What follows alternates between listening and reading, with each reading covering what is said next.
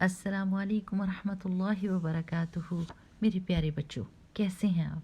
बहुत ही खुशी होती है आपसे बात करके। बहुत सारी दुआएं आपके लिए। चलिए सबसे पहले वो दुआ पढ़ लेते हैं जिसकी वजह से मेरा आपको बात बताना आसान और आपका समझना आसान। कौन सी दुआ है वो? रब्बि इश्रह ली सदरी व यस्सिर ली अमरी वहलुल उक़दतम मिन लिसानी यफ़क़हू क़ौली। प्यारे बच्चों, हम नमाज के बारे में पढ़ रहे हैं ना, और आज हमने पढ़ना है कि 2 रकात के बाद जब हम बैठते हैं, जिस पोजीशन को कादा कहते हैं, उसमें हमने क्या पढ़ना है। ठीक, तो कादा का मतलब होता है बैठ जाना। ठीक है, और जो दुआ उसमें पढ़ते हैं मेरे प्यारे बच्चों, गौर से सुनिए कि उसकी प्रोनंसिएशन क्या है, सही तलफ़ुज़ क्या है, ताकि आप अच्छे से दुआ पढ़ सकें और फिर हम उसका मानी भी देखेंगे। दुआ है अत्तहियातु लिल्लाहि वस्सलावातु वत्तय्यिबातु अस्सलामु अलैका अय्युहन नबिय्यु व रहमतुल्लाहि व बरकातुहु अस्सलामु अलैना व अला इबादिल्लाहिस सालिहीन। इसका मतलब है सब के सब पाकीज़ा अल्फाज अल्लाह सुब्हानो तआला के लिए हैं। सारी इबादतें, जिस्म के साथ जो इबादतें करते हैं वो अल्लाह के लिए हैं, और सारे नेक आमाल अल्लाह सुब्हानो तआला के लिए हैं। अल्लाह ताला की रहमतें और बरकतें और सलामती हो ए नबी सल्लल्लाहु अलैहि वसल्लम आपके ऊपर, और सलामती हो हम सब के ऊपर, और सलामती हो अल्लाह सुब्हानो तआला के सारे नेकूकार लोगों के ऊपर। ये बहुत ही प्यारी दुआ है मेरे प्यारे बच्चों। और ये देखिए कि रसूलुल्लाह सल्लल्लाहु अलैहि वसल्लम ने इसी दुआ के ज़रिए से हमको दुआ करने का तरीका भी बताया कि दुआ का तरीका क्या होता है, कि पहले सबसे अल्लाह सुब्हानहू तआला की तारीफ़ करनी है, फिर मोहम्मद रसूलुल्लाह सल्लल्लाहु अलैहि वसल्लम के ऊपर दरूद भेजना है, और फिर अपनी दुआ करनी है। इंशाल्लाह मैं दुआएं भी आपको सिखाऊंगी, लेकिन आज हम सिर्फ इस पार्ट को देखते हैं कि यहाँ पर हम क्या कह रहे हैं।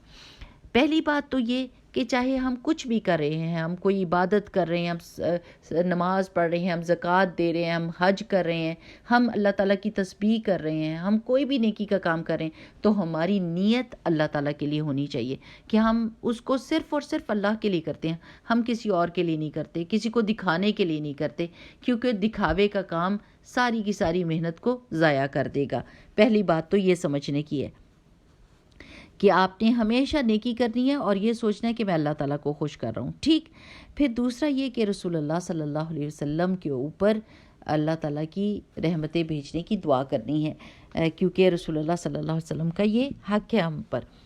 और फिर हम ये कहते हैं कि अल्लाह सुब्हानहू तआला सलामती हो हम पर और सलामती हो सारे नेक लोगों के ऊपर। और ये पार्ट बड़ा मज़े का है, क्यों? क्योंकि ये दुआ यहीं से हमारी शुरू होगी अपने लिए। पहले तो हम कह रहे हैं ना कि अल्लाह ताला आपकी तरफ से सलामती हो हम पर, और फिर हम कहते हैं सब लोगों पर। अब बताइए मुझे, कितने मुसलमान हैं इस दुनिया में? लाखों करोड़ों मुसलमान हैं, और आप उन सब के लिए एक छोटे से जुमले में आपने दुआ कर दी।